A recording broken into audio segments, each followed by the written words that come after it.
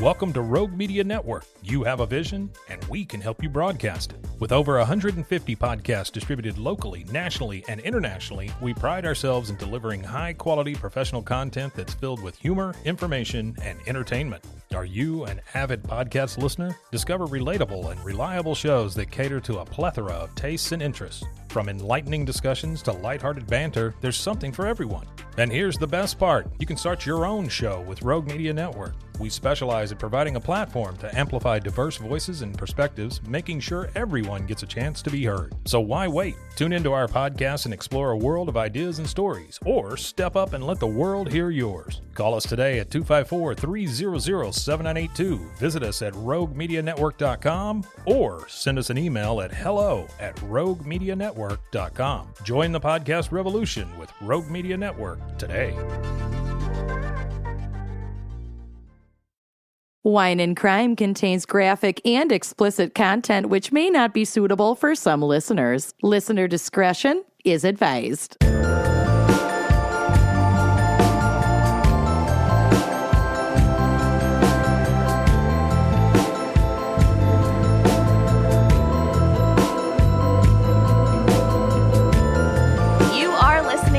Wine and Crime, the podcast where three friends chug wine, chat true crime, and unleash their worst Minnesotan accents. Mm-hmm. Oh, yeah. Ooh, jinx.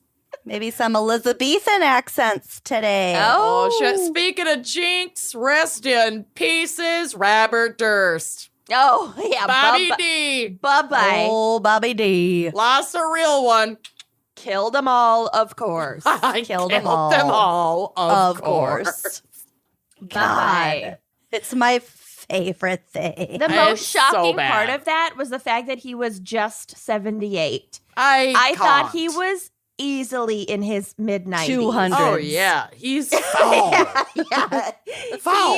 If you've ever watched What We Do in the Shadows, Yes. he's like the Nosferatu old, roommate. Yes, old vampire who's like Living just in the a basement. torso and a head.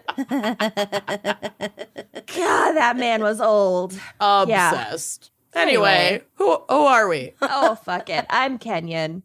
I'm Lucy. I'm exhausted. I'm Amanda. We don't know what's happening. I haven't left my house in like legit 10 days, maybe more. I've lost count.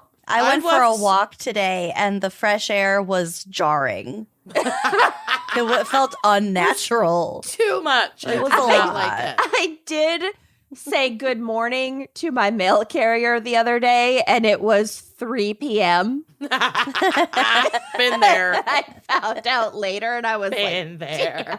The sun is like setting at 3 p.m. Yeah. these days. But that can make it really seem like it's morning. I get it. whatever. It's all a blur. I don't fucking know. Just We've who had our cares? godson this week because there's a COVID exposure at his daycare and also everywhere. Yeah, everyone.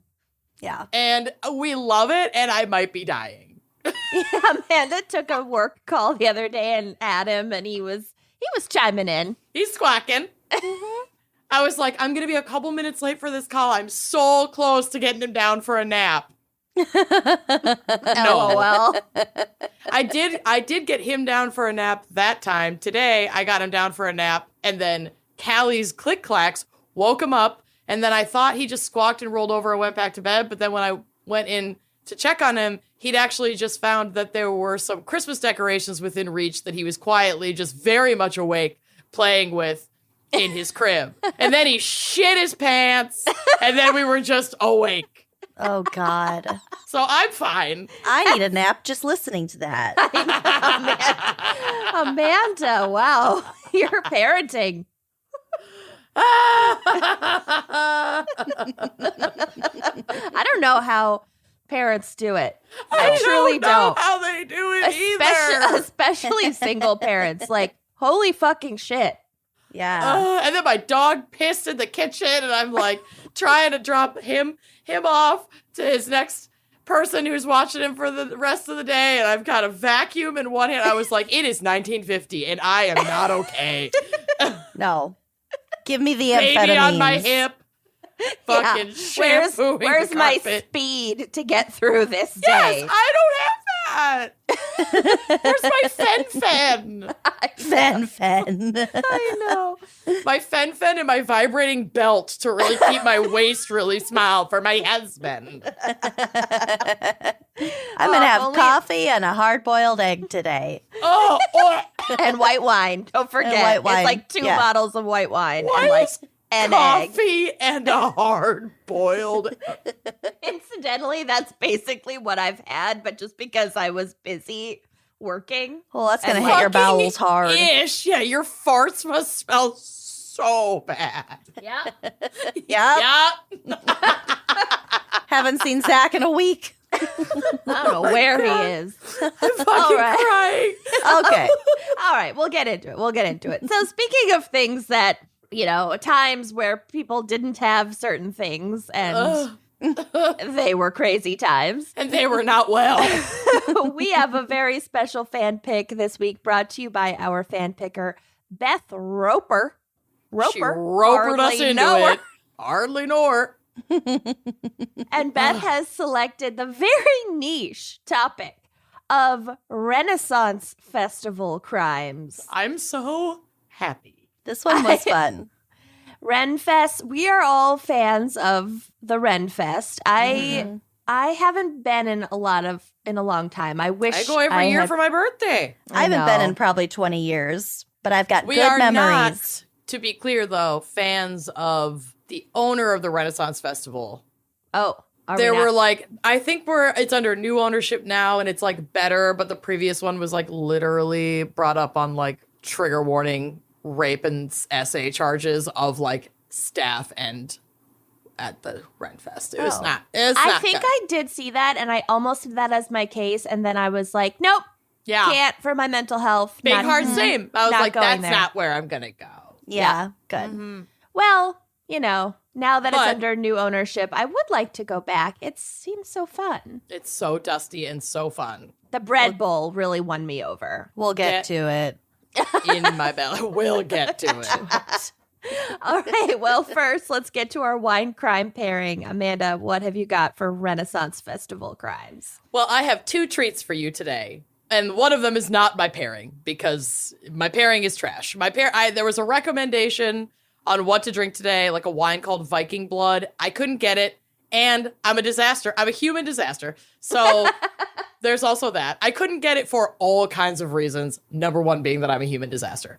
So I had a grapefruit high noon in my fridge. It sounds fucking delicious. And I'm going to drink it. And I'm going to drink it out of my drinking horn Oh my God. that I got. Oh God, her leather chap Her I assless got- chap. at the Renaissance Single Festival. I have a single chap. That's amazing. But once I pour it, I can never set this down. So I'm going to do one other thing before I pour this because it's not flat. Like I can't. It's a horn. It's a horn, y'all. You got to get on Patreon. Maybe don't pour the whole thing in it. Oh, So for listeners at home, What was that? whatever was pre-existing in the horn. I just rinsed it. I'm not drinking out of this horn. That's not happening. Okay, I showed you the horn. Something came out of it. Maybe it was just from rinsed it. Maybe it was just from being rinsed. Ew. Did that get on your computer? No, kind of. A little bit right on the keyboard. It's fine. Okay, well, I have this and I'm fucking totally not using it now because it just vomited on my desk. But here's my other treat. Okay. Does it have to do with a hair straightener? No. And I actually have multiples of these, and this is not the most recent, so I'm kind of sad. But I thought I would show you Yes. Yeah. Best my photo. Renaissance photo. That's me and Scott in the center, and I'm gonna show it to my camera. It's so good. And then just a lot of friends. We LARP and get our picture taken every year. So I'm just going to have great. this looking at me. Unbelievable. Yep. So those are my 2 treats. And whatever came out of that horn kind of smells. So I did not rinse it properly. And I'm glad I'm not drinking out of it. All right. It's probably not dishwasher safe. It's for sure he's not. And it has like grooves. So something, a chunk of something hidden there. Anyway, we're drinking grapefruit high noon. It's fizzy, it's citrusy, it's slightly sassy, it's so refreshing. You can pair it with your sparkling personality. I'm drinking Sokol Blosser. You love that stuff. It's so good. So it's really good. Ooh, these high noons They are, sent us these wines. My God, they're good. there's All no added sugar. Wow. I've This never is had only a high 2 noon, point- but there's one in my fridge.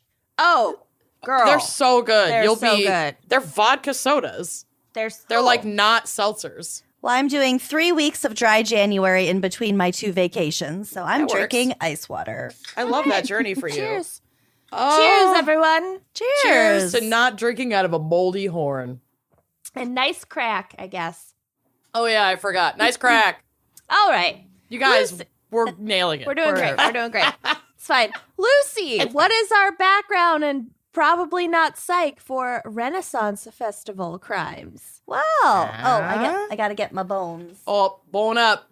Oh my god, that's so fucking good. No Yeah, psych hi. today. No psych.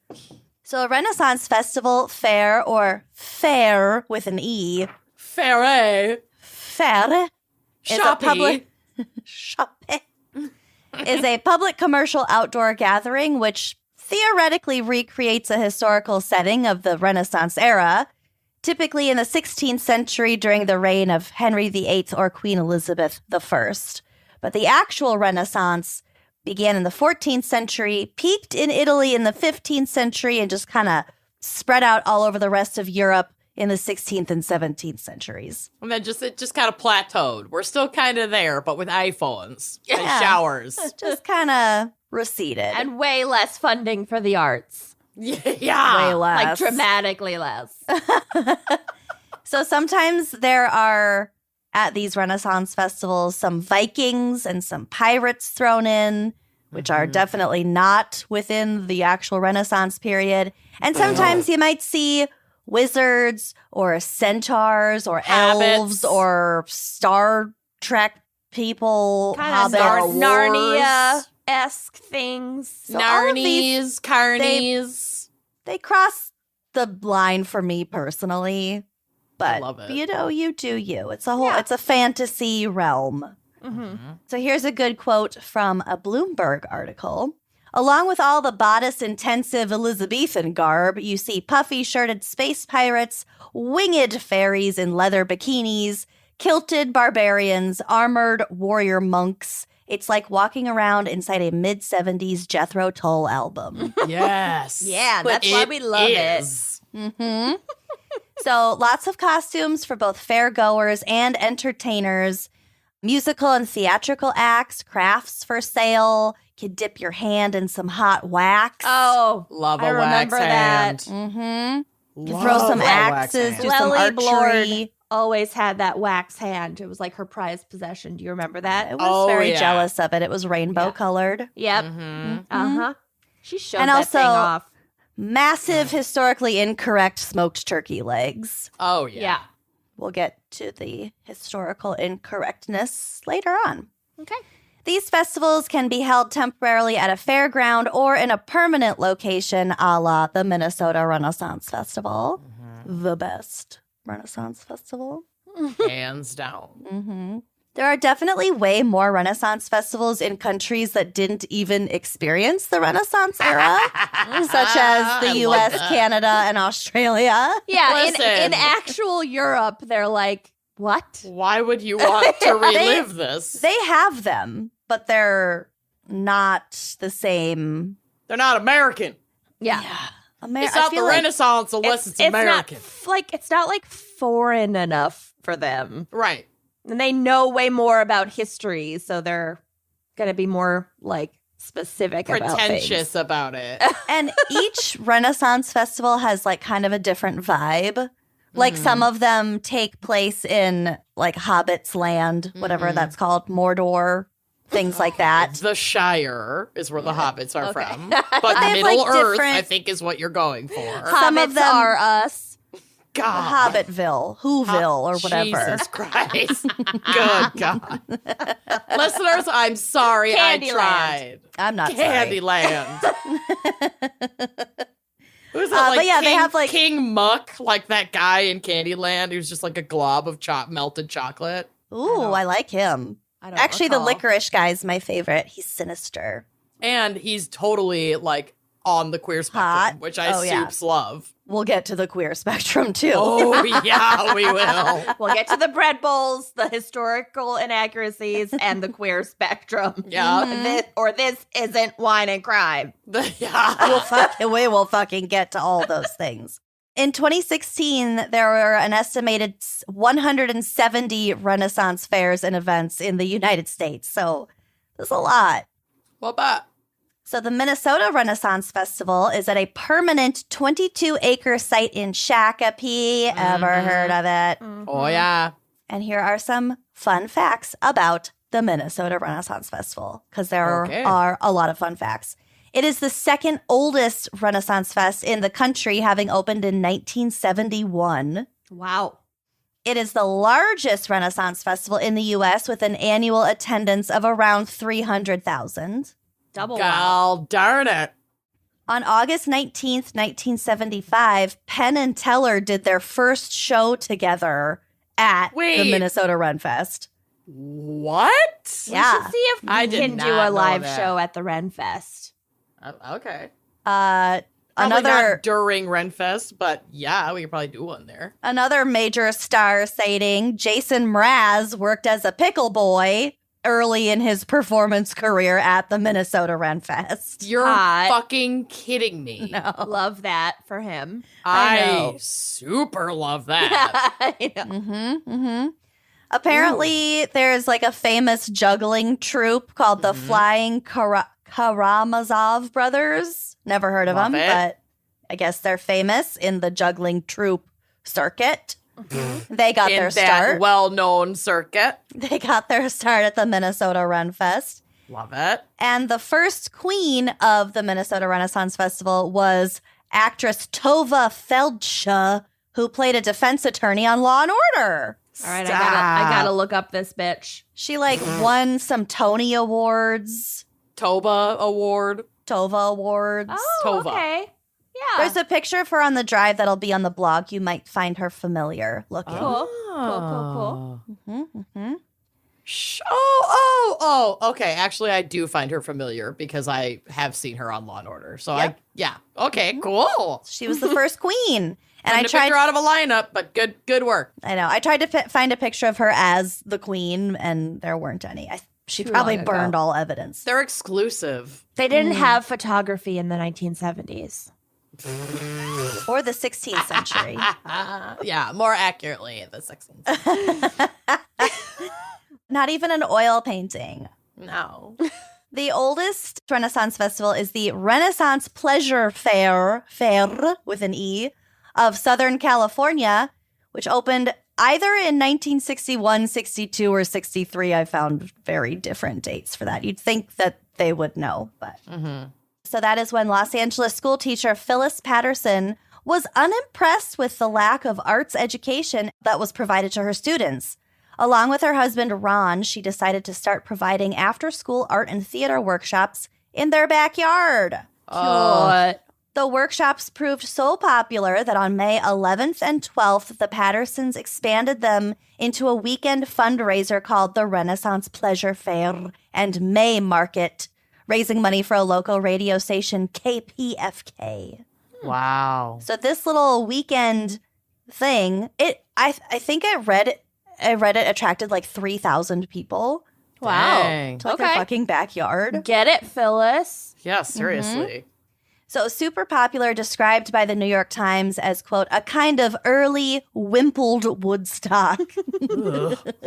Wimpled. Because that. And because it was born out of a hippie culture, elements of free love, non-binary gender identification, and an anti-square attitude remains at Renaissance festivals to this very day. It totally does. It It's so really does. funny and interesting for like such a conservative time period and like religious time period. It's all like the alt like weirdos like us that like it and go. So there's a book called Well Met, Renaissance Fairs and the American Counterculture, written by Rachel Rubin. And the author points out that, quote, virulent nationalism, lack of sanitation, public torture, and religious conflict are erased and nullified, replaced with romanticized combat, a sanitation staff, complimentary parking, and good food. Yeah, Damn right. all the best parts of We really ye cherry old picked. history. Yeah, we just cannibalized the Renaissance. We like to wear corsets, okay? Yeah, and my Halloween boobs is look only once a year. Really fucking good. I want to dip my All hand in hot laced wax, up. okay? Yeah. While wearing Let a us have bodice this. Yeah. and eating a turkey leg Hashtag bodice, and a lot of guys. stew I'm out of a into bread bowl. leather fringe, okay? I love a good stew. You know I love a good Stew stew. me. So stew me. Stew me. Fucking stew me, okay? So fucking stew me. Right here. Okay, so back to that Bloomberg article. The Rabelaisian, I don't know what that means. The From Rabelais. Rabelaisian atmosphere of these bawdy carnivals touched a nerve in anxious Cold War America.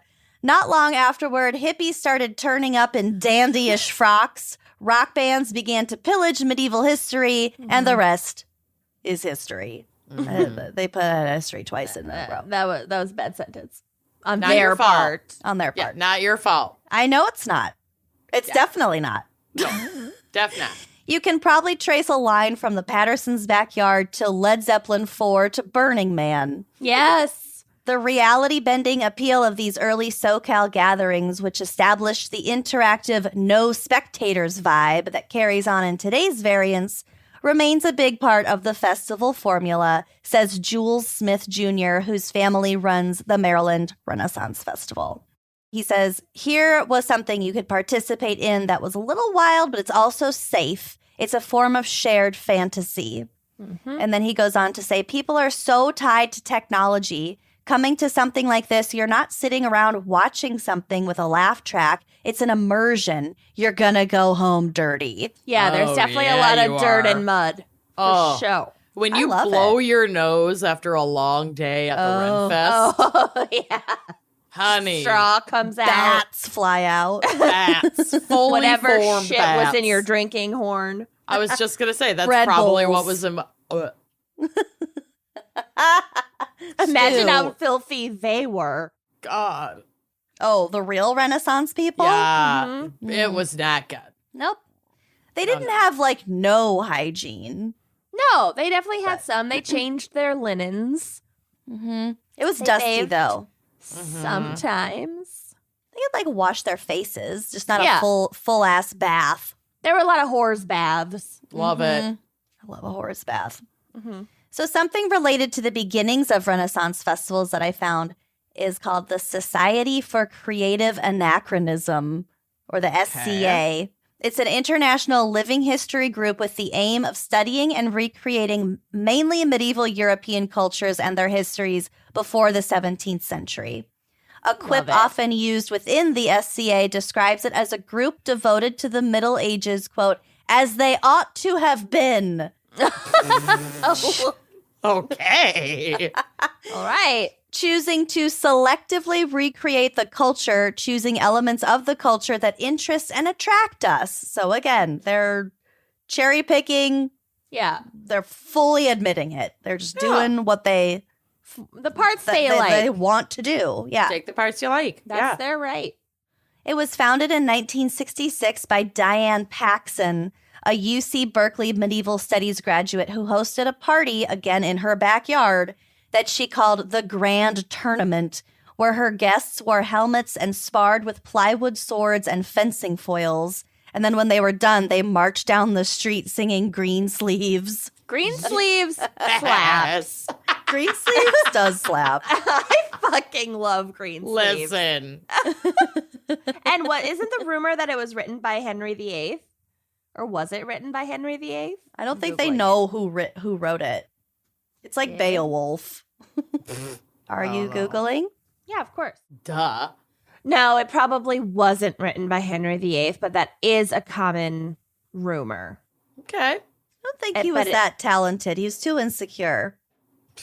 I don't know. He wrote bad poetry for Anne Boleyn. Whatever. It doesn't matter. Okay. Okay. I'm bored. Here's a fun fact for Amanda. A costumed attendee is called a patron. Yes, 'cause they're playing and patronizing. Love.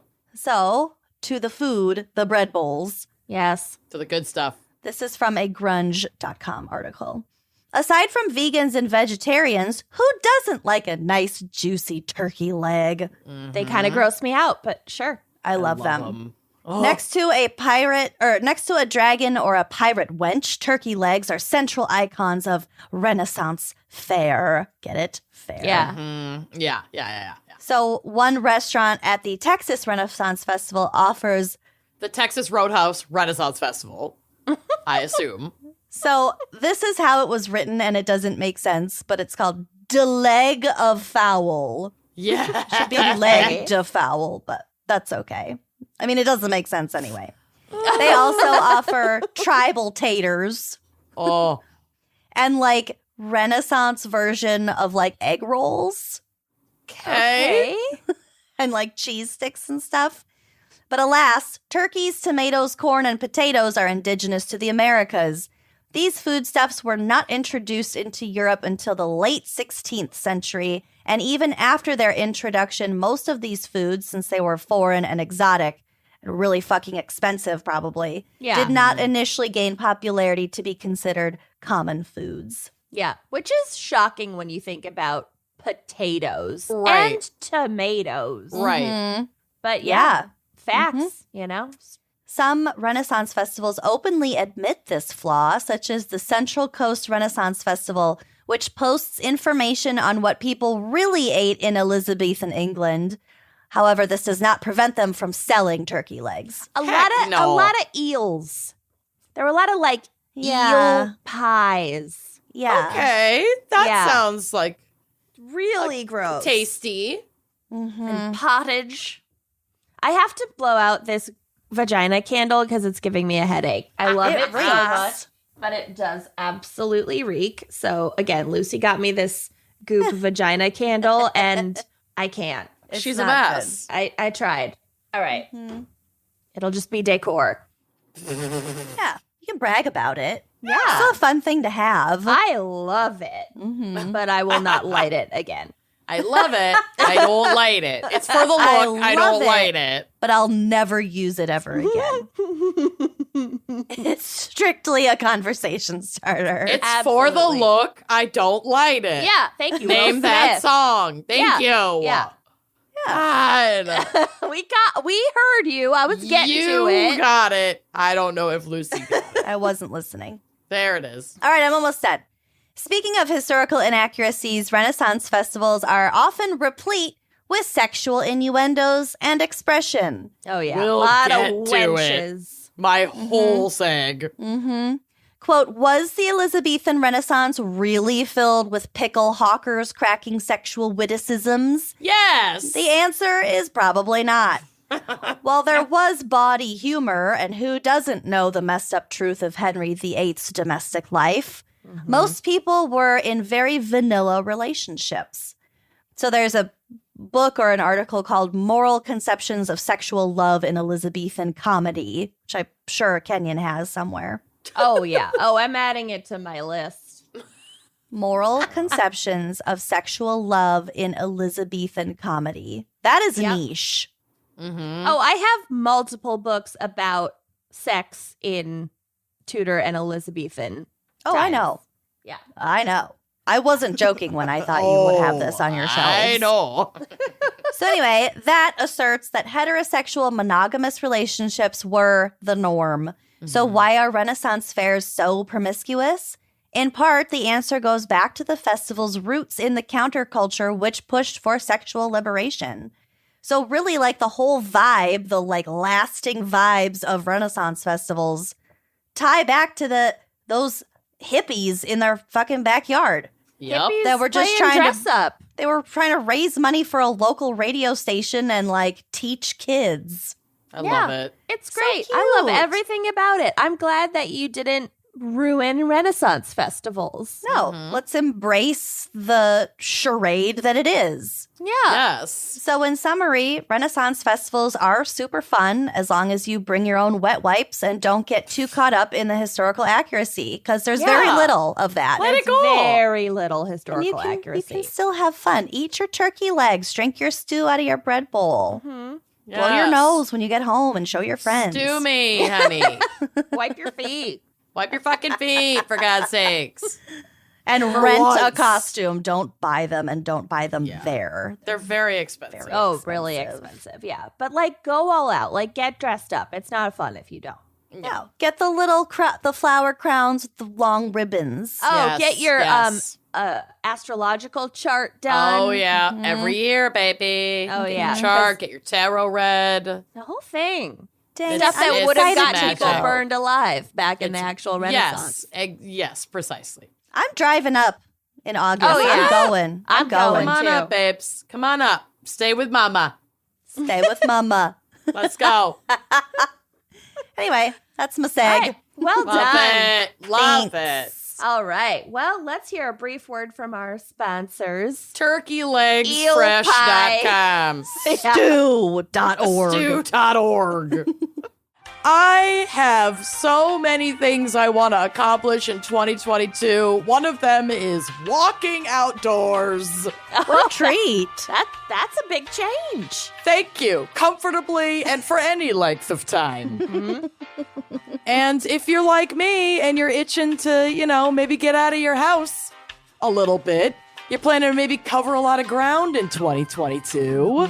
Start the year off with a new pair of shoes that's going to last the whole journey and frankly beyond. Rothy's shoes are so comfortable and machine washable, so your fresh start stays fresh all year long. Tell us more. We are just completely obsessed with Rothy's. They are comfortable. They are durable. Like literally, I have stinky, gross feet, and I've never been able to keep a pair of flats that, you wear without socks for more than like 8 or 9 months. And I have had my various pairs of Rothy's for years, and they are still in like mint condition. How, you ask? Because they're machine washable. They come out looking brand new from the washer. It's incredible. So Rothy's has casual and dressy styles for men, women, everyone in between. So you'll always find exactly what you need. You can take your pick from insanely comfortable flats, sneakers. I just got this cute pair of Rothy's sneakers, and I feel French wearing them. I feel like the it French girl. You know what I mean? Cute. Sure. Loafers, ankle boots, and more. And Rothy's, it's not just shoes. They also have stylish and washable bags, wallets, and other accessories. And the best part? Everything that Rothy's makes is better for the planet. They have repurposed millions of water bottles into their signature thread that goes into every single one of their products, so you can look good, feel good, and do good. It's amazing. We love Rothy's. So hit the new year in stride with a fresh pair of Rothy's. New customers get $20 off your first purchase at rothys.com/gals. That's ROTHYS.com/GALS. And treat your feet. Trade 'em. It's a new year. And around this time every year, it's when we just start to tally up our shortcomings. So if we want to eat better and get less takeout, which might be a resolution of mine, nothing too specific. If we want to develop more relationships, if we have career goals that we haven't yet achieved, it's not stressful to think of all the things that you could be doing better at, but it's a lot of pressure. Drip, It's drip, a lot. drip. But a So much very pressure. easy way to take some of that pressure off of yourself is with some therapy. Therapy can help you learn to be kinder to yourself so that you keep moving forward, you keep making those improvements in your life. Talkspace makes it easy to get the help that you need to make lasting progress with your mental health all year round. Y'all, this time of year is horrible.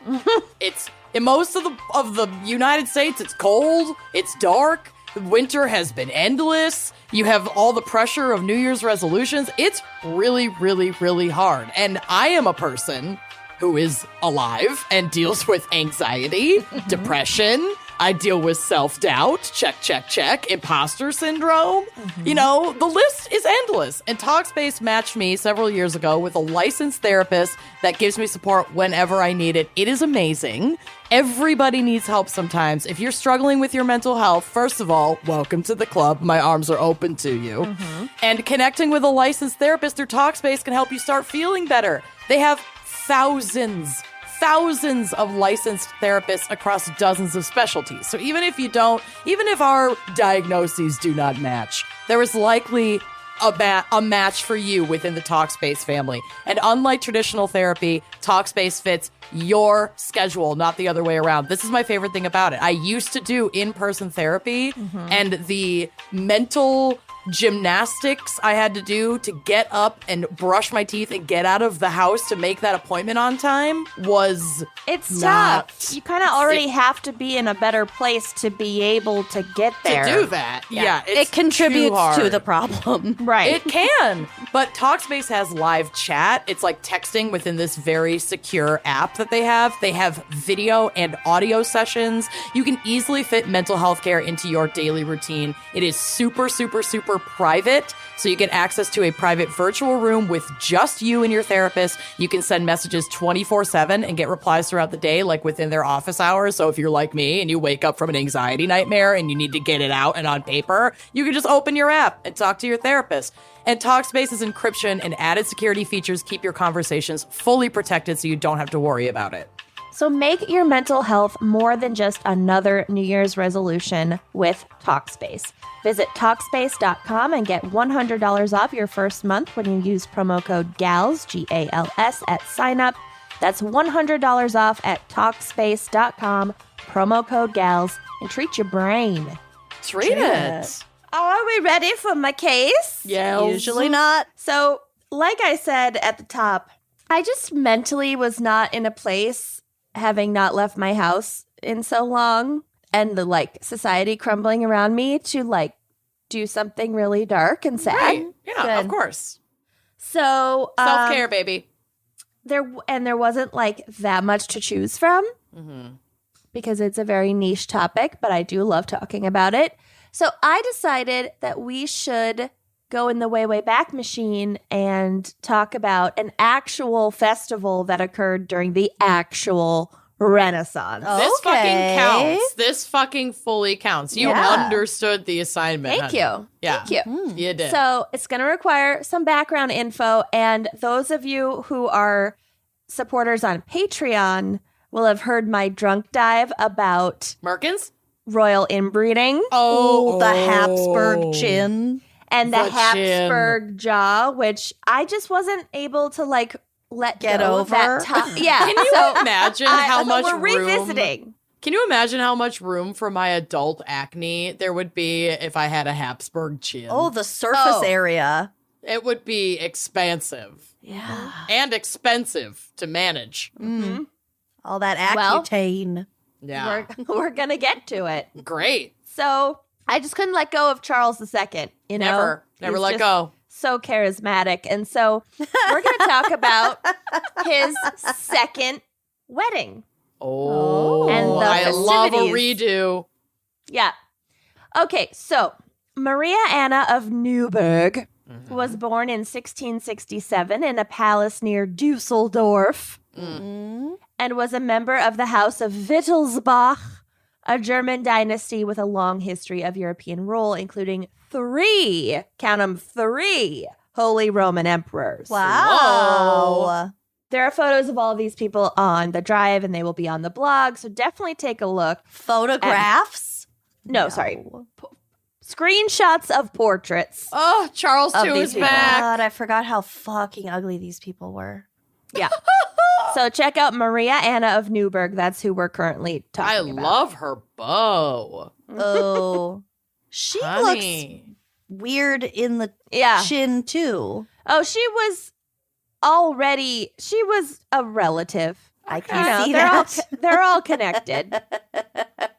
So she would grow up to serve as Queen of Spain from 1689 to 1700, following her marriage to Charles II, the last Habsburg King of Spain, and also known as El Hechizado, or the Bewitched, because of his super inbred, fucked up everything. Some of these Ness. portraits of Maria Anna are very severe.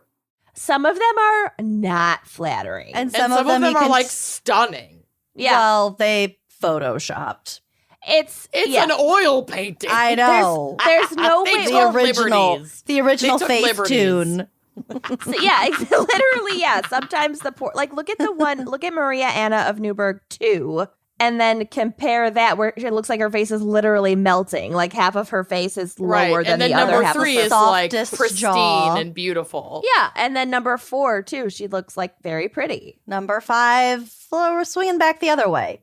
Yeah, Big fan of the gown and the puff sleeve in 2, though. Uh-huh. the Oh. dresses are so much more like elaborate and ornate They're than so cool. I'm getting some fair inspo. right. I know if you wanted to be real Renaissance, you'd have to be like way more elaborate. Because Listen, I'm putting putty on my chin, and I am fucking getting Go one of with these Charles. gowns. Let's cosplay as the Yes. Habsburgs. I want to go as Charles too. I have the hair for it now. Yeah. Okay, so Maria Anna was Charles's second wife, like I said, following the death of his first wife, Marie Louise of Orleans, the same year. And there are pictures of her on the drive, and she's very beautiful and like very Spanish looking. Mm-hmm. She's Oh, cool, the dark haired brows. beauty, Stun. little share happening. Yeah. She does have great brows. Yeah. Mhm. So the first wife died. No, they had no kids because Charles was Charles, and so Charles then, was not in charge. Yeah. And so now he's marrying his second wife. And Maria Anna was reportedly selected for the role because her family was famously fertile. She was herself one of 17 siblings. God. Nope. No presh. Bye-bye. I mean, thank God I will not be going down in history for being famously fertile. Yeah. Yeah. Like, go ahead and be fertile, but I don't want to be like Duggar fertile. That is Ugh. famously fertile, and it's not okay. True. No. Yeah. That is a crime. Also, what is she supposed to do? Just because her parents were fucking all the time doesn't mean that she can like grow a baby out of nowhere from this king husband who like definitely cannot get it up. Right. yeah. Anyway. So Sound off, honey. Sound off. Let it out. Put it in the burn book. So there are some theories for Charles's impotency.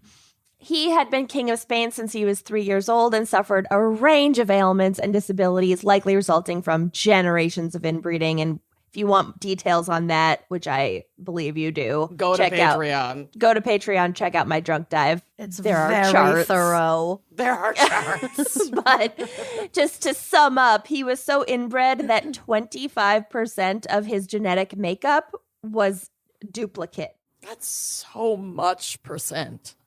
Yeah. A quarter of his genes were No. identical. No, we're good. No. And don't they We say are that good. we're like 2 genes away from a banana? Like Yeah. that'll fuck you up. Yeah, there is not a lot of room to maneuver. No. When it Listen, comes to I genes. am in a state of existential dread at all times. I can't handle factoids like we're 2% away or 2 genes away Yeah. from being a banana. I'm Googling We're- it. It's not like it's I'm- going to affect you at this stage Yeah, of you You development. don't know. You don't know what could happen. You're right. You're right. You could be a banana tomorrow. I, I'm going to need you to check in with me in the morning. so I can be sure you're not a banana. Between the possibility that I could wake up a banana tomorrow and Lucy teaching me that fucking corpses could just be thumbing it down Highway 35, I will never be okay again. They move. Yeah. They flap. Okay. So what's interesting is that while he's super fucking inbred over multiple generations, again, C He's chart. so inbred that he just is bread. Yeah. He's 100% Banana bread. He's banana. He's Anyway. baked. So what I found was so interesting is that he had older siblings that didn't seem to suffer the same effects. So Maybe somebody's cheating. maybe somebody's cheating. Thank God. Or, Like, please cheat. sometimes you get with genes and whatever, Stuff skips and yeah, exactly. yeah. Each time is different. So Luck of the draw. Sometimes you're a baby, sometimes you're a banana. There's no way to know. just like whenever I try to bake sugar cookies and it's fucking luck of the draw. Every time Girl. is different. They're never the same. Every time is is bad. Baking is alchemy. It's sorcery. Every time It is really makes bad. sense. The Amanda Jacobson story. Yeah. Just cannot fucking make cookies to save my life. So, It's so hard. there are other theories that have been proposed to explain his unfortunate conditions. His poor unfortunate soul. So, some of these include the fact that his father was 56 when he was born, And was also his uncle. And his own grandpa. was his own great uncle. Oh, Yes. right. And everyone was like very nonplussed by the fact that his dad was 44 when Philip married his 14-year-old niece. Oh, my God. Oh, Yep. good lord. Yeah. And I think it was something like Charles was his mom's son and second cousin. That makes perfect sense. Thank you. Anyway. So another Thanks for clearing that up. Followed it. My brain does not hurt at all. Another theory proposed was by an astrologer, and that went that when Charles's father died, when Charles was just 3 years old, he'd failed to give the boy a proper goodbye.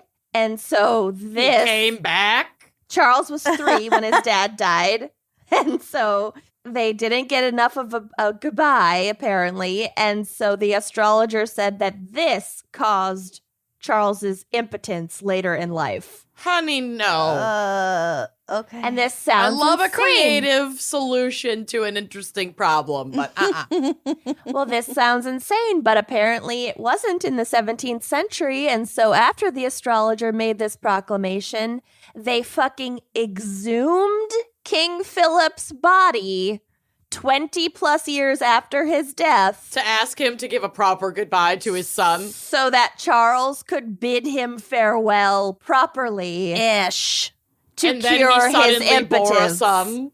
Did it work? It didn't work. This touching Boo. ceremony sadly was not the Viagra pill that they hoped for. Oh my. But yeah, God. they fucking exhumed the king because an astrologer told them it would make the new king's dick work. Well, You that guys, astrologer we are has egg living- on his face.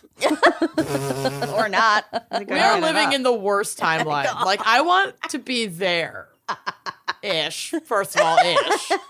Second of all, There was I no wanna go- egg on anyone's face. or anywhere Wow. else. I want to go back to a time where these were the things we were exploring. You got ghosts in Dig your 'em blood. up. Do cocaine Dig it about it. up. Fucking do you? I feel like we're on our way and We're it's close. going great. People I are like an drinking their own aspirin. piss rather than taking a vaccine. So Listen, yeah. How else are you this going to still wash exists. down that horse medicine? Oh my God. Only piss. So another explanation could be any of Charles's numerous childhood illnesses, including herpes in his early infancy Oh, poor thing. and like bouts of measles, chickenpox, rubella, smallpox, all the things that we now have vaccines for. Right. He caught. Yeah. He literally caught measles, chickenpox, rubella, and smallpox And lived. and herpes as a child. But I'm just amazed that he could have all of those co-occurring conditions in the Renaissance as an infant Yeah. and live to try to sire a child. It's a miracle that he lived as long as Miracle. he did. He lived Miracle. into his 30s and nobody saw that coming. Yeah. So he was once famously described as, quote, short, lame, epileptic, senile, and completely bald before 35, always on the verge of death, but repeatedly baffling Christendom by continuing to live. Continuing to live. He was a fighter. Yeah. So his years of rule were not a good time for the Spanish Empire. He It was really kind took it on the chin. No. No. Oh, no. See yourself out. Took a bunch on the chin. Oh, my God. So the empire had grown massively by like murdering and committing genocide and exploiting indigenous peoples around the world. And then, then they started to lose money and it wasn't great. So with no clear heir to this hugely powerful position, should Charles fail to have a son, the success of the second marriage was like this very important political matter. So poor Maria Anna was like, I have to world fuck on her shoulders.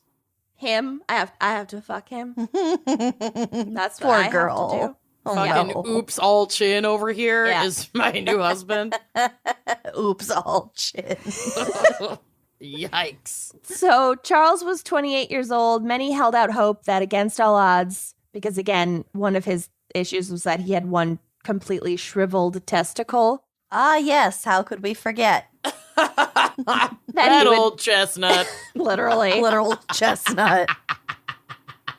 That's exactly what it It's a pistachio.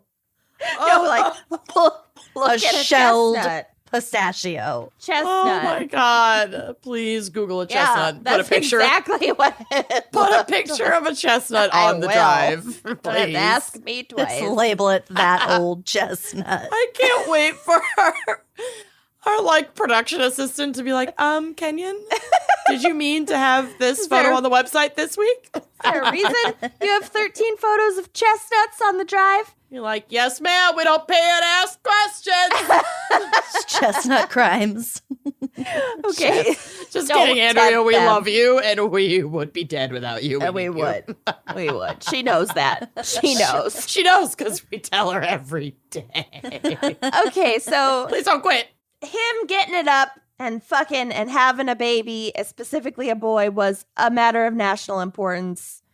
And this succession crisis risked wreaking havoc for like the larger balance of power throughout Europe, which like that Well, makes Presh. sense. Fucking Little- monarchy makes perfect sense. Yeah. So a lot was riding on 22-year-old Maria Anna's shoulders when she was selected as his second wife. A proxy wedding took place in August of 1689, a few months later than she departed Germany and sailed to Spain. So they basically were like married on paper before they were physically in the same room. Mm-hmm. Their marriage was celebrated by numerous Renaissance festivals. Yes, now we're getting to it. I had completely forgotten why you were covering this, and I was fine with I it. thought we were talking about chins. Same. So, on an occasion such as a significant royal marriage, it was not uncommon for cities to compete with one another to organize the most impressive festival to demonstrate their loyalty to the royal family. Yeah, because if these already impoverished areas don't spend every dime they have impressing the monarchy as they Yeah. like drive past in a cart, Yep. then what are we even fucking doing? Well, hide all the dead bodies. Get them There we out of go. here. Put them in the pile, put the tarp on And it. then let's joust. Love it. So, by far the most lavish of the festivals celebrating their marriage took place in the Italian city of Naples. The festivities spanned an 8-month period. Oh my God. Yep, That's a little long. 8 months. That's a How long was your little wedding? long. 8 months. Months. No, not your marriage, your wedding. 8 months. This months. wedding lasted longer than Kim Kardashian's marriage to that Minnesota gross Basketball guy. boy. Yeah. Oh, by a long shot. Yeah. It involved multiple significant construction projects. It was like the fucking Olympics. And elaborate and costly events, despite the fact that the royal couple were never actually in attendance at any point. They didn't even carte bay. No, Carte because blanche. it's in Naples, and she's from Germany, and he's in Spain, and I mean, yeah, who has the time? yeah. So Wow, it's a crazy that's time. real sad. Naples' massive wedding celebration was intended as a peacemaking gesture. 43 years earlier, the city had unsuccessfully revolted against Spanish Habsburg rule, so they were still saying sorry 43 years later. Well, it's never too late to apologize. Yeah. As they say. Oh my God. So the prolonged festival was meant to once and for all proclaim devotion to the Habsburg king. Ironically, though, the massive expenditure of the festival was undertaken as Naples was again suffering under the burden of heavy taxation from that king. Mm-hmm. That was to pay for Spain's fucking lengthy and costly wars. So they had no money because they were being taxed by the people that they were then trying to impress. It's just a little snake eating its own little tail. Yeah. Yeah. Despite food and supply shortages, the local government spared no cost for the celebration. And I'm basically just picturing like the Pentagon's budget every year just growing. And then like just the unhoused crisis, the opioid epidemic, fucking no universal health care, fucking COVID, fucking. We're fine. But we have jetpacks for the Navy. Like literal I flying saw jetpacks. those. It's fine. Highly They're unnecessary. Cool. Super cool. So some of the shit that they did for this Renaissance festival included the construction of an amphitheater in the shape of a parallelogram. Ooh, Big deal. Love a parallelogram. That was painstakingly hand-painted to resemble marble. The entire amphitheater. Wow. Oh my Because they God. didn't have marble, I assume. Yeah, I guess it would have been too expensive to like build it out of marble or too Makes permanent, sense. maybe. Save that money, honey. And Or they quartz didn't have enough time. It's less porous and lasts longer anyway. So. Yeah, I would prefer. I wish I had quartz countertops. I have marble, and they are a bitch. Trash. They're Absolute a fucking trash. bitch. Jesus. So this amphitheater would be the site of numerous events such as jousts and bullfights, scheduled to coincide with notable dates such as Maria Anna's arrival in Spain. So they just dragged it out and celebrated like, now she's leaving Germany. Let's have a party. Oh, now my she's God. arrived in Spain. Let's have a party. Oh, they've No. consummated their whatever, supposedly. Let's have a party. My Oh. God. Lucy, can you imagine a party lasting this long in your house? I would burn my house down. I would move. I would burn. No. I had The to most- augment my banner that said, please leave by 9 to please leave by 8. Because Yeah. I couldn't find one that said, please leave by 8. Yep. What I meant was 7, but whatever. Yes. So the most extravagant feature of the festival, however, was a 500-foot-long artificial river that was filled with spring water.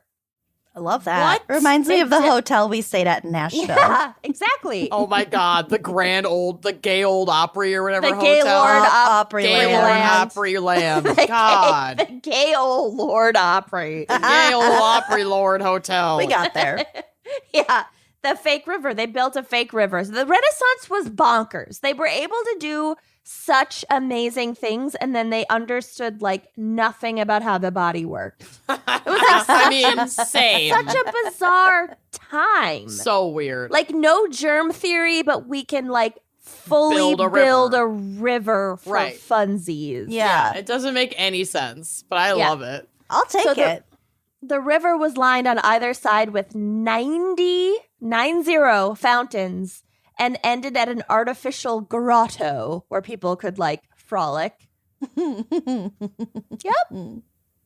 On the date of Charles and Maria Anna's marriage, an elaborate spectacle was staged on the river, which included a shell-shaped boat containing figures meant to represent Amor, the god of love, Hymen, the god of marriage ceremonies. Hymen. Is that why it's called No. Hymen?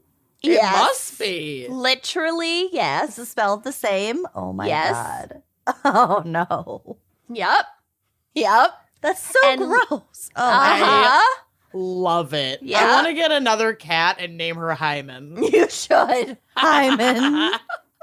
Pepperoni and Hymen. And then when you have to bring her to the vet, Hymen is broken.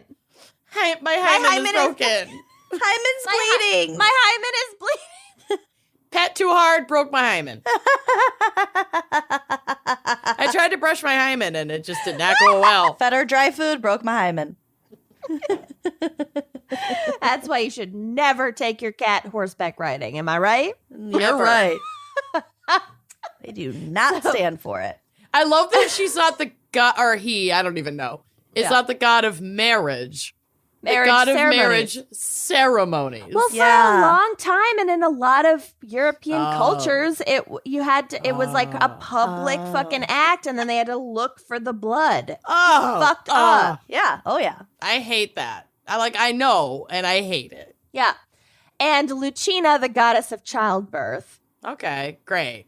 So figures pulling the boat were made to resemble 2 dolphins, Amanda's favorite, 12 mermaids, Merman. and 6 tritons. 2 mermaids, 2 dolphins, 12 mermaids, 6 tritons, and a hymen in a pear tree. In a shell boat. In a shell And a boat. huge fake marble amphitheater. Love. So, in addition to loyalty to Spain, the imagery of this spectacle was also clearly designed to display a hope that the marriage would produce an heir, because there's a lot of like fertility shit. hymen. I just wanted us to like imagine the Ren Fest in Shakopee, but with As some this. of these elements. Yeah. Yeah. So, as was traditional at the time, details of the festival were recorded and preserved in an elaborate festival book meant to commemorate the event and provide a lasting record of Naples's loyalty, which is kind of like a Now concert. known as Facebook. Yeah, exactly. Yeah. Yeah. It was for people who couldn't make it, Yeah. spread information. Brag online. Although these books were often beautiful artifacts, one source cautions that, quote, their contents should not be taken at face value. Festival books were, in fact, formidable instruments of political propaganda through their authors' careful editing of the events to further political agendas, i.e. Instagram. Got it. Okay. So Yeah. this social media presence Has always versus existed. reality has existed for fucking ever. Wow. Oh, yeah. Big time. It was a little bit more controlled by the state, Sure. but yeah. Interesting. I'm drinking more wine because I'm not slurring enough. It's fine. Go, honey. Down the hatch. Meanwhile, back in Spain, not anywhere near any of these festivities, Maria Anna no doubt soon realized that she was in a hopeless situation. So she had to just look out for herself and figure out her own agenda. It's like, there's no way she's bearing an heir with Charles. Yeah. According to one contemporary source, quote, the queen has acquired such a dominion over the spirit of her husband. And again, he also had like cognitive Yeah. Issues. issues and It was not a good sitch. No. that it may be said that she alone reigns as sovereign of Spain. The authority of the queen, however, is founded rather upon the fear of her anger than upon any love for her on the part of the nation. Huh. There's no people in the world so sensitive of praise as the Spaniards, Okay. and consequent, or Libras. Yeah. Hold my beer. Okay. Okay, watch me. Hold okay, my whatever. beer. Hold my high noon. And consequently, none who are so much affected by contempt. The queen professes contempt for the whole nation, and as Good for her. she was like, fuck this. Yeah. Why have I been brought here? This is impossible. I can't do any of this, and I'm really sad and alone, so I want pretty dresses and jewelry. Yeah, basically. Yeah. It's the least you could fucking do. Yeah. Yeah. Yup. Yup. Back to this quote, wherever the fuck I was. Contempt. As offensive discourse is the only revenge for those who are excluded from power, it is not surprising to hear all the evil things that the public detestation causes to be said about her.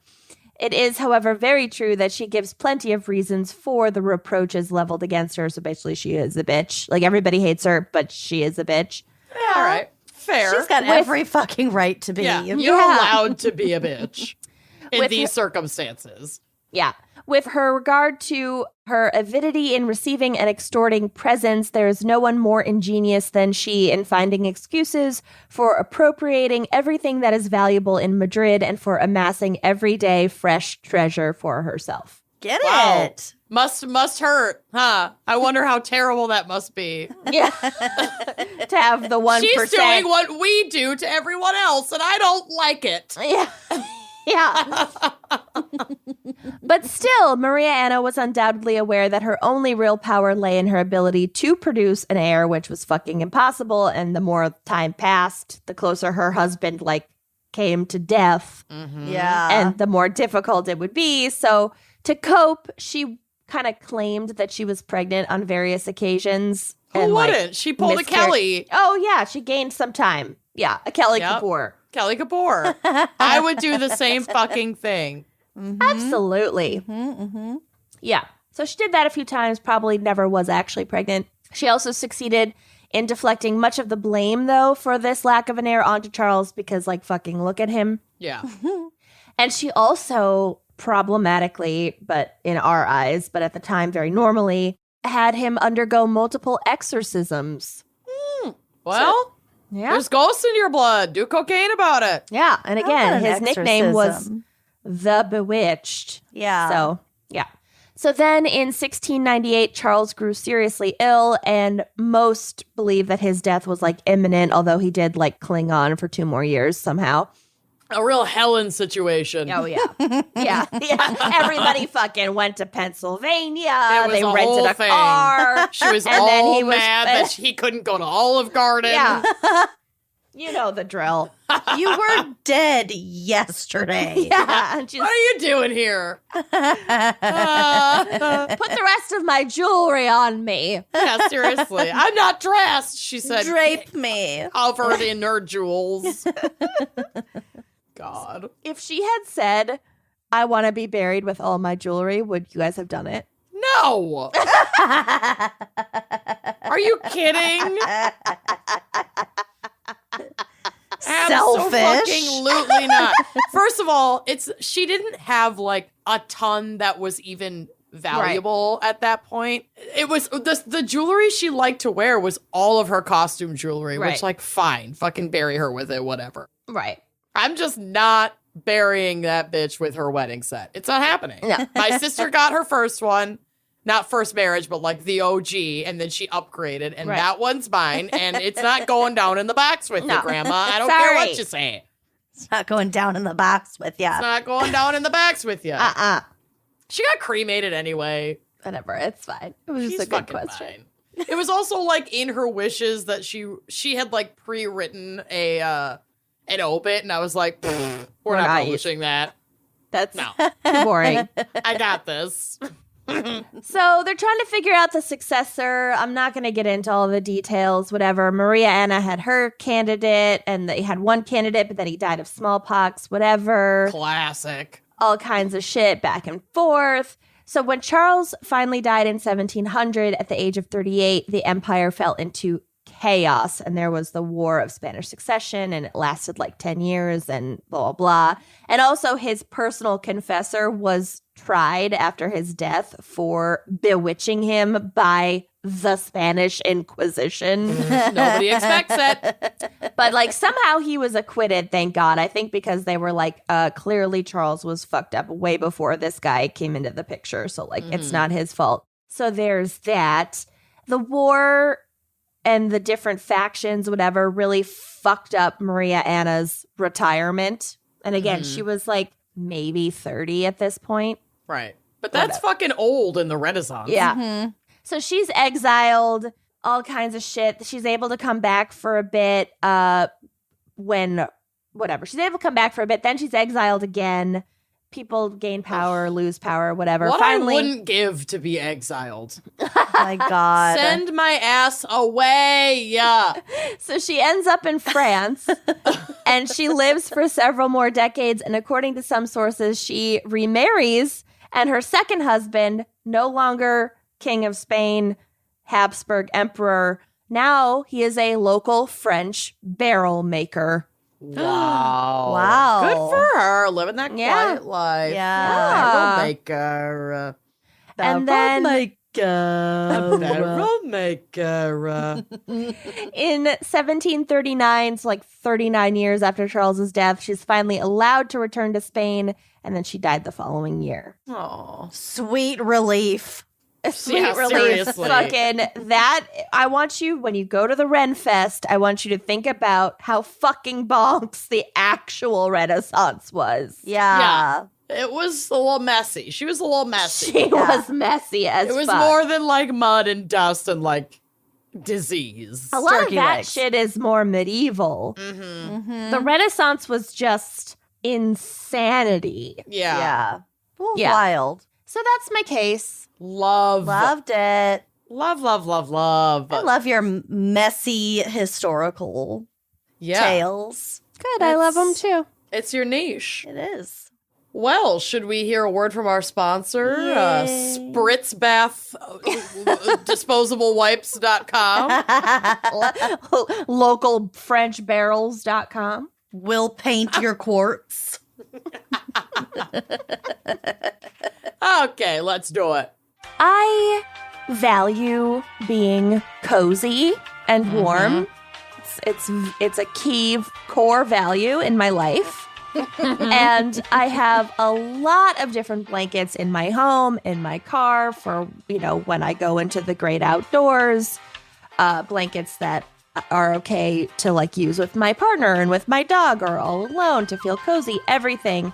So many blanket options on the market. But what I love about Rumpel is how dedicated they are to sustainability when it comes to their blankets. And also durability, because there aren't that many blankets that can like withstand being taken outdoors or like on a camping trip and yet also work inside, like for your living room. It's amazing how versatile they are. I'm a total weirdo when it comes to like my outdoor spaces. So if you know me at all, They're you very know that curated. if the temperature's above like 50 degrees, I'm going to be outside as much as possible on my porch, probably reading a book or playing Animal Crossing, but still In your like hammock. experiencing the outdoors. And then the second it gets a little bit too uncomfortable, I'm right back inside on the couch. So Rumpel really checks all my boxes because I can be wrapped up in the same comfy, cozy blanket, whether it's outside in my hammock or even like in the car, because you don't want to have your like designated bed blankets in the car on the go with you. You kind of want blankets that are good for all these areas. And this is what Rumpel serves up. So these blankets are weatherproof, they're durable, they're super duper cozy, and they're made with the same technical materials used in premium outdoor gear and activewear. So like, take it camping. Do what you got to do with it. It is absolutely the best versatile blanket out there. Rumpel is on a mission to introduce the world to better blankets. They recycle over 5 million plastic water bottles every year, and they succeed in offsetting their carbon footprint. Their products are weather resistant, they're durable, and most importantly, they're cozy. This is so warm. Actually, before I got a chance to use my Rumpel blanket, my cat absconded with it. Yep. They Which is love it. fine because they're pet hair resistant. Yup. Oh, yeah. I wasn't mad. Their fabric keeps pet hair and debris off, making it usable for anything. And from their original puffy to the newly released wool blanket, hello. Need it. These Rumpel blankets are perfect for any adventure, even the kind that you just take in your living room. That's my favorite kind of adventure. So save 15% off through March 30th at rumpel.com. That's www.rumpl.com. And use code GALS15, that's GALS15. Stay cozy this winter with Rumpel and treat your blankets. I want you to think back to sex ed for a moment. No, No. don't make me do Just it. the awkwardness. It was probably taught by like a series of substitute teachers or like maybe yeah. your gym teacher / part-time health teacher. Oh my God. My face is red just remembering it. A lot of distractions. My hands are sweaty just thinking about it. It was probably pretty focused on learning how to prevent pregnancy because of, when we're taught sex ed. Right, that's fair. But now that we're grown-ups, maybe it's time to start thinking about how to plan for pregnancy, if that is something that you see in your future. Yeah. For a lot of people, that's like a hard switch. Like, it goes from like, your friend tells you that they're pregnant and you're like, oh no, to like, oh yay. It's like, seems like a hard corner. I don't know. Maybe that's just me. Big life transition, and you don't have to go through it alone, and you don't have to go through it ignorant. You can turn to Modern Fertility for info. Absolutely. Exactly. That is exactly why Modern Fertility was created. It's an easy and affordable way to test your fertility hormones at home with a simple finger prick. You mail it in with a prepaid label and you'll get your personalized results within 10 days. It's so fast. When I did this test, I forgot that I had mailed it in. And like the next thing I knew, I had all these like charts and figures about my fertility. And I'm just like, oh my God, it's really, really cool. So what gets delivered are insights into your hormone levels, your ovarian reserve, so like how many eggs you have compared to other people your age, and other important fertility factors. The results go deep into what every hormone means, and you can also talk one-on-one with a fertility nurse to review your results and options for next steps if it's not all like inherently obvious to you, which it wasn't to me. Like, we're not doctors. No. Right. But the way they just lay it all out for you, it's very reassuring. It's very simple. It's very straightforward. And if you do have more questions, they set you up with someone who is specifically trained qualified to answer them. Yep. So traditional testing with your doctor can cost over $1,000. No, thank you. But Modern Fertility gets you the same information for $159, aka a fraction of the price. And if you go to modernfertility.com/gals, you can get $20 off your test. So that's $139 because of math. And if you have an HSA or an FSA, you can put those dollars toward Modern Fertility. So, like, it's almost free. Use it. I always forget that I even have an HSA. So if you want kids today or maybe just one day in the future, clinically sound information about your body can help you make the decision that is right for you. Yes, and right now, Modern Fertility is offering our listeners $20 off the test when you go to modernfertility.com/gals.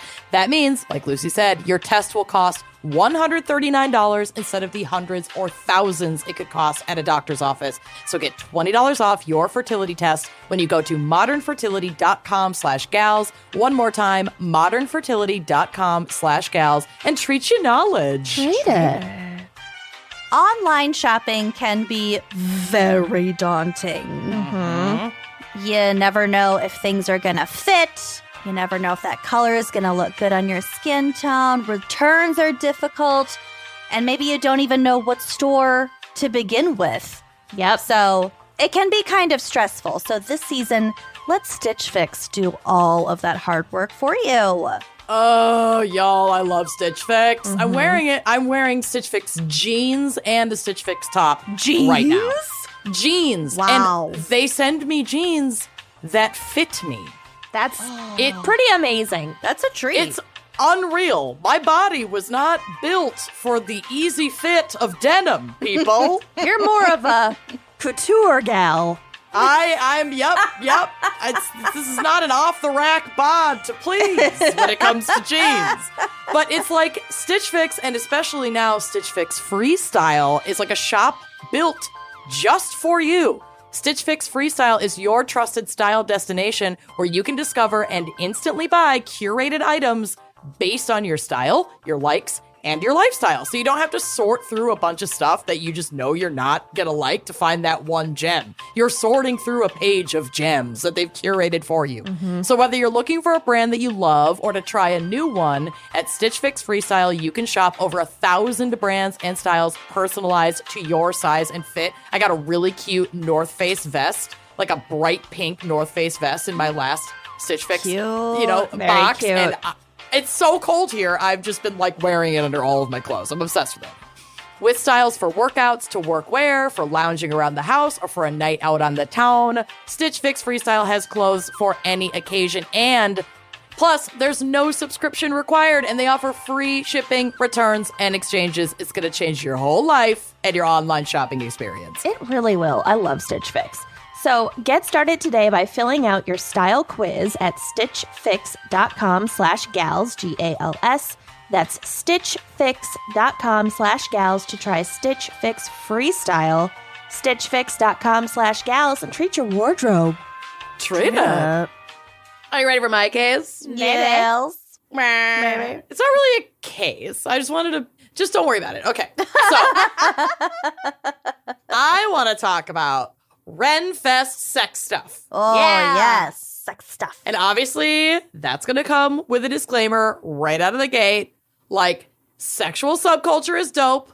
When you find your community, it is the absolute best. And there are people who can and will exploit that subculture and do fucked up shit, like the guy who originally owned the fucking Renfest here in Minnesota. I think part of his, like, quote unquote, huge air quotes, like, reasoning behind his fucking sex crimes was that it was, like, the culture of the Renaissance Festival. And it's like, no, it's fucking not. So fuck off. Yeah, there's a line. Yeah. Right. And this doesn't mean that the subculture and the kinks therein are bad. It means that the exploitative predators infiltrating those spaces are bad. Yeah.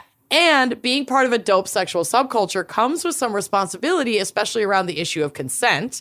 So something that can get lost in the conversation of consent is the issue of folks in public spaces who did not consent and were not asked if it was okay to be part of or even witness that subculture with, like, the purchase of a ticket to a Renaissance fair or, like, in a public space. So, like, these are all just little nuanced parts of, like, finding your community, getting into kink, and at the end of the day, people are fucking prudes. Like, I want everyone to be able to express themselves fully and safely, which is a hard line to toe. But there are some boundaries that determine the time and space for sexual expression, like full-blown sexual expression, like public sex is what I mean by that. And it's like up to us to establish and respect those boundaries, like, within a fully formed society. Like, that's Like, just what we do. turn the golf course into a sex Into forest. a public fucking sex Yep. forest that people know exactly what it's there for and what to expect when they breach those gates. Right.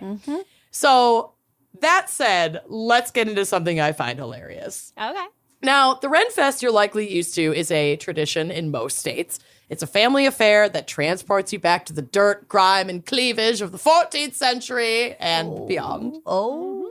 Fairs like these have been attracting folks by the thousands nationwide for years, and if you have ever attended one, then it's no fucking secret that there's a simmering sexual subculture among the staff and many Oh, yeah. participants of the The event. staff are fucking. Yeah. Horned. Yeah. Yeah. Horned. Yeah.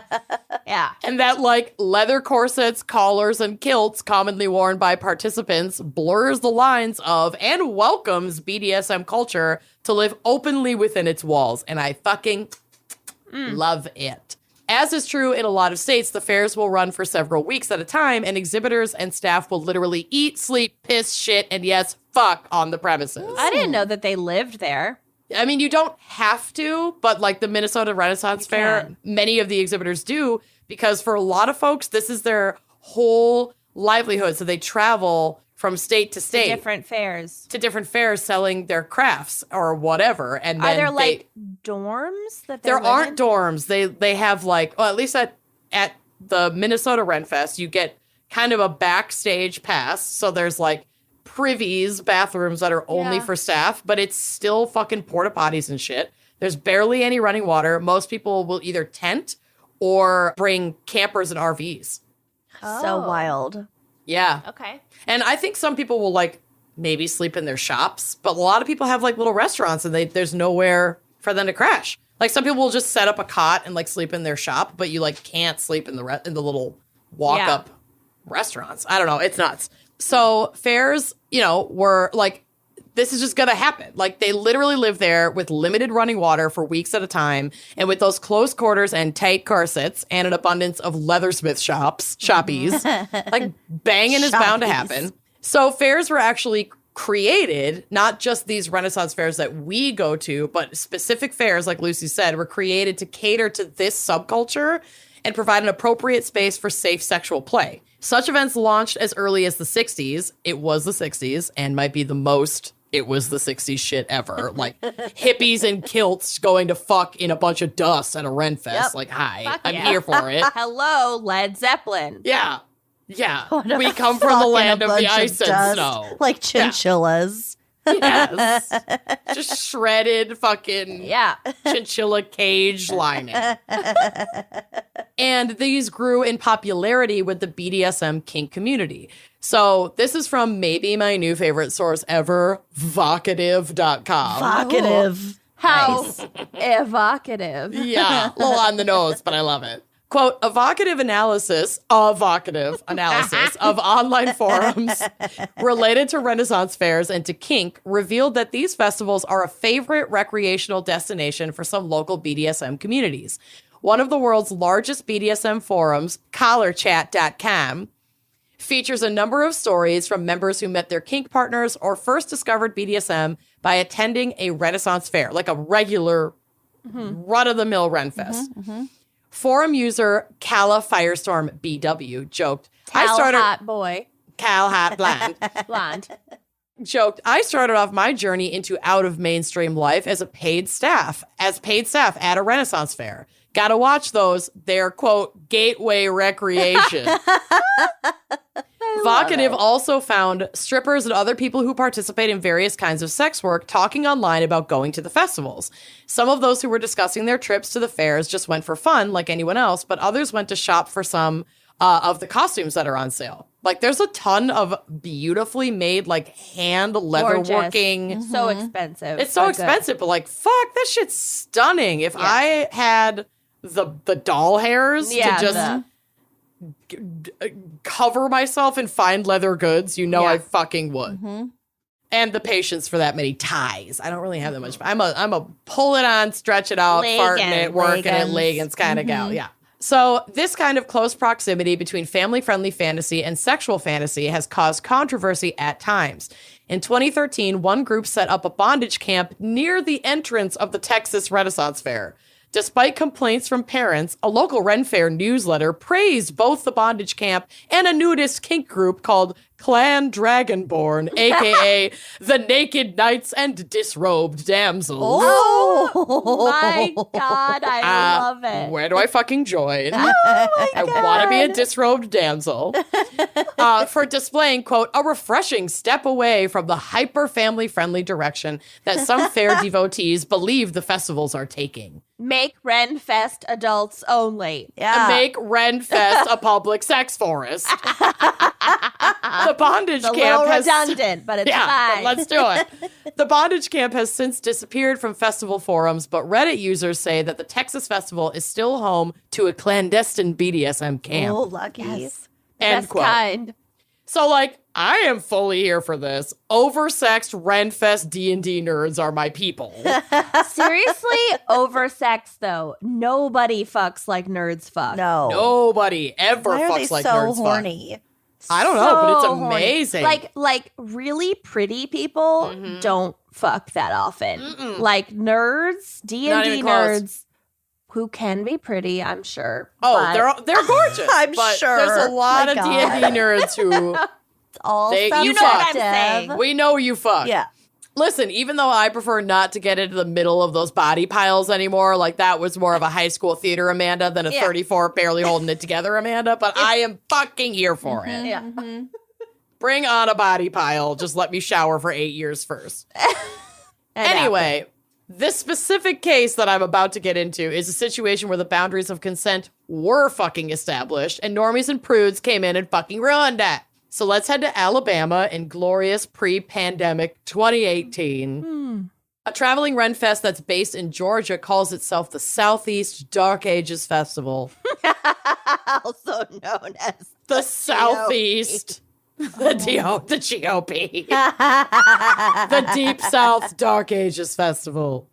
This festival is a 21-plus event. It is clear in its mission to provide a sexy opportunity for the Renaissance Fair kink subculture. So it's like marketed. They booked the event at the Southern Pillar Campground in Pike County, Alabama from March 23rd through March 25th, 2018. Just a quick weekend of sexual fulfillment for adults only on a private campground. They booked it. Nobody else would be staying there. They booked the whole thing. Wow. I did not know that this existed. This is amazing. Yeah, and I see no issue here, like at all. This is a private space. You're paying for it. You're going to clean up after yourself. You're following the rules. All adults consenting. Go for it. Exactly. But when the fair's promotional materials started circulating with the promise of, quote, a weekend of fun-filled debauchery and sexual play, the locals just about lost their damn minds. So don't go. Yeah, so don't fucking go. It's not that hard. The campground owners, Patrick and Lauren Faircloth, initially claimed they were unaware of the nature of the event prior to the flyer going around. The flyer also revealed, j'excuse, that, quote, sex play and consensual kink would be monitored during the 3-day festival and also referred to intoxicants, which I can only imagine is like Alabama for alcohol. Yeah. So I think it was just like, you could bone each other, there will be like safety There's staff, mead. and there will be mead. Like, fucking calm down. Yeah.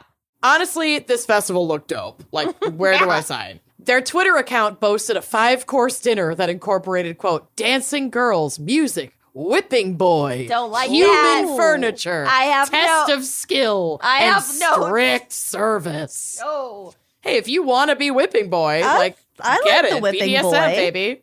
Okay. Yeah. Okay. It's all Sure. If consenting. it's all consenting, yes. All of it is The consenting. term. And these, I mean, yeah, but like, it's, it's a kink term. I got no problem with Yeah. it. Okay. It's all consenting. They're Okay. all in on it, baby. Okay. Okay. With tickets so reasonably priced at $35 for singles and $50 for couples, That the is event, cheap. That I is know. I mean, how much can you really charge for a sex fest weekend in Alabama? But like, I get it. The event was Half off slated. for cousins. Yeah, cousins are a twofer. Oh no. We're gonna Show get us so on the many tree. emails. I'm sorry. I live in Whatever. Kentucky, so like, who am Your I to emails will talk? be going to Derek. We're gonna Yeah. make fun of Alabama. The event was slated to draw in about 200 people, which would have been a nice boost to the Pike County economy. But as the Faircloths went back and forth with their lawyers to determine if an event like this was even legal for them to host, pressure mounted from the community to pull the plug on the whole darn thing. Initially, the Southeast Dark Ages Fest stood their ground, tweeting, quote, seems the locals to the venue are planning to protest the event, and adding the hashtags, quote, we will not be bullied, hashtag fear is overcome with love, and hashtag knowledge is power. Okay. We're gonna work on your hashtags. Yeah, but okay. this is not a Save compelling the children. campaign. Yeah, it's not quite as good as turn the Hiawatha Golf Course into a public sex forest, but I'll get your people in touch with their people. We need to get those stickers. We do. So they tweeted this, the festival organizers tweeted that on March 8th of 2018. But within days, the Faircloths canceled their reservation. Patrick Faircloth said to the press, quote, if it was a different thing they would have been doing, it would have brought a lot of money to people's businesses and revenue for the campground, of course, but it doesn't matter how much revenue is going to be generated. That kind of thing isn't going to happen here. Churches don't pay taxes, so like literally everything else you've got going on is not generating any money for the community. Yeah. Yeah. So the festival organizers respected the decision and tweeted that the event was, quote, canceled due to the campground owners having decided to back out for their protection after receiving valid threats and harassment against their family, specifically their minor child. It already feels like the Dark Ages. It seriously does.